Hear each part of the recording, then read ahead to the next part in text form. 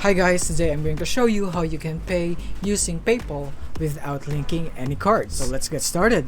So first, let's head over here to paypal.com and you want to log in into your account and you want to go here in wallet, and here you will see this page, and as you can see, I don't have any bank accounts or cards that is connected to my account, because if you have one then it would show up right here. So what do I do with this account?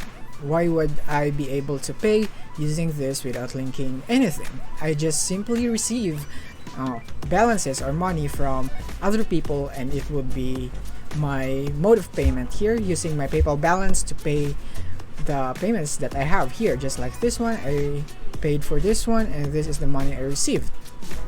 And that is how I pay payments using my PayPal account. But you could also go here in link a bank, because linking a bank is not the same as linking a card. So if you have that option to link a bank to add your money here into your PayPal balance, then you could do that, and you could do your transferred money here into your PayPal balance to pay for your payments. Or you could also go here in eGift or purchase any PayPal gift cards right here.